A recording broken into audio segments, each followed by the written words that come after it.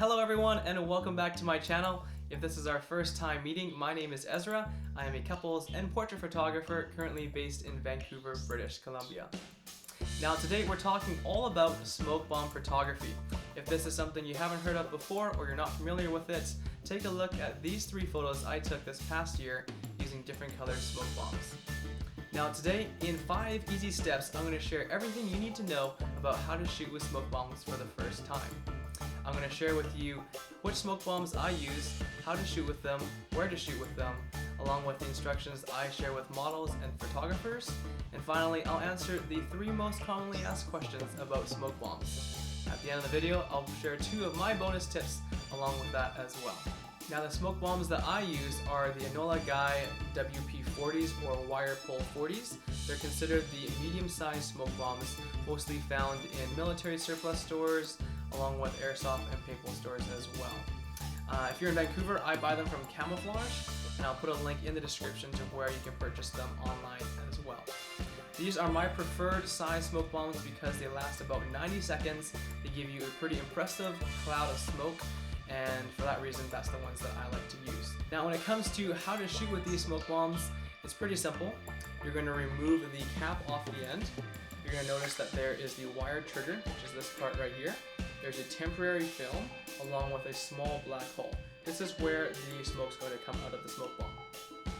And you don't need to peel off the film in order to use the smoke bomb. It will melt as soon as you ignite the smoke bomb. Now the way to trigger this is you're going to put your hand on the side here, put your finger through the loop, and you're going to pull it directly away from the smoke bomb. A beginner's mistake is to pull it directly out or straight up, and in doing so you risk pulling the trigger out and not igniting the smoke bomb. So instead, imagine there's like a book or something flat on top. You're going to pull it away almost underneath that flat object that you're imagining. So before we talk about where to shoot these, I recommend you always bring a fire extinguisher to make sure you keep yourself safe.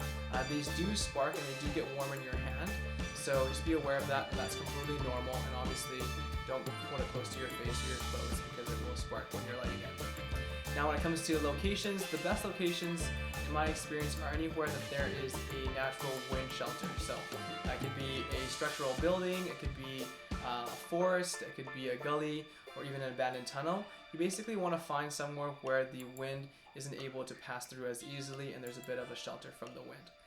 In essence, the wind is not your friend. It will dissipate your smoke and not allow your smoke to billow and look voluptuous and beautiful in your photos. So find somewhere that there is a natural wind shelter. When it comes to instructions for the models, I always go over safety with the smoke bomb first. So I let them know which way the smoke's going to come out of the smoke bomb. I let them know that there will be sparks when they ignite it and that the smoke bomb will get warm in their hand and that that's all normal and totally okay. I answer any questions that they do have, and I let them know that if they feel unsafe or worried at any time, they can drop the smoke bomb and step back, and that that's okay. For best results, I encourage you guys to use big movements at medium speed, and in my experience that has produced the best looking photos.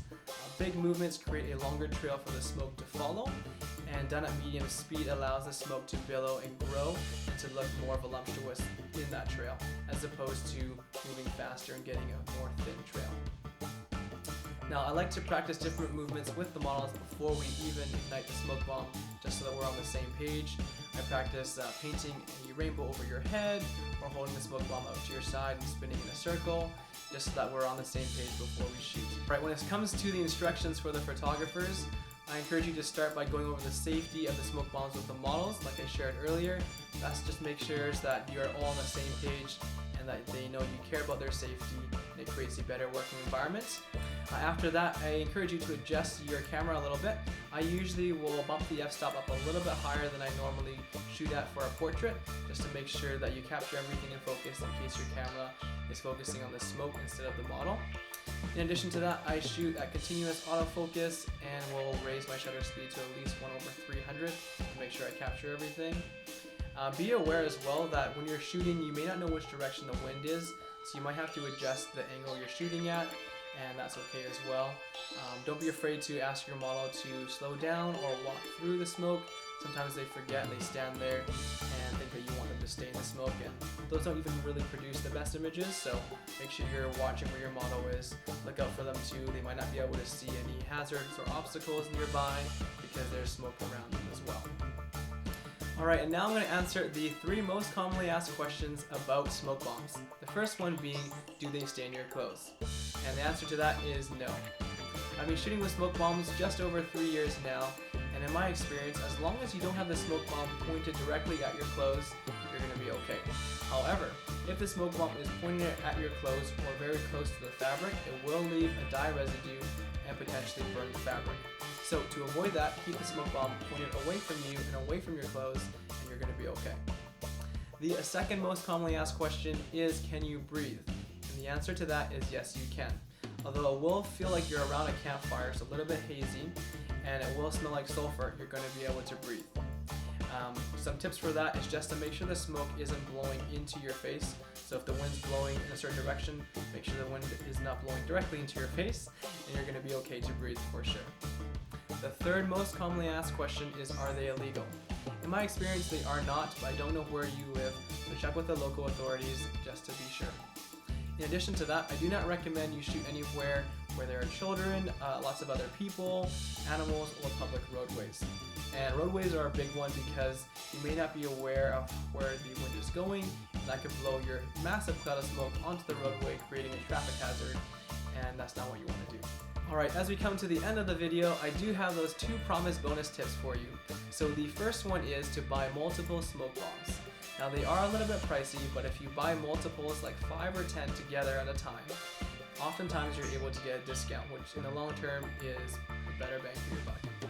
In addition to that, when you're shooting with smoke bombs, oftentimes the first couple ones are just going to be practice. Like you're not going to know what to expect or which way the wind's going, and they might just be write-offs for you and your model. So to alleviate the stress of that, just bring extra. The second tip is to drop the wire. And what I mean by that, and I've been guilty of it before, is you're so excited to shoot with the smoke bombs, and as soon as the smoke comes out, you're focused on that and shooting that, and you forget that your model is still holding the wire trigger in her other hand. So to avoid that, just let the model know before you shoot, and look for it as soon as you start shooting that she or he is not holding that wire in their hand still, and you won't have to edit that out of all your photos. Alright everyone, thank you so much for watching my video. I hope it was helpful for you. If it was, please consider liking and subscribing. If you have any questions, leave them in the comments and I'll be happy to reply. As well as if you have any tips of your own or would like to share your experience, feel free to comment it below. I'd love to hear from you. And until next time guys, make new friends and shoot them. Bye bye.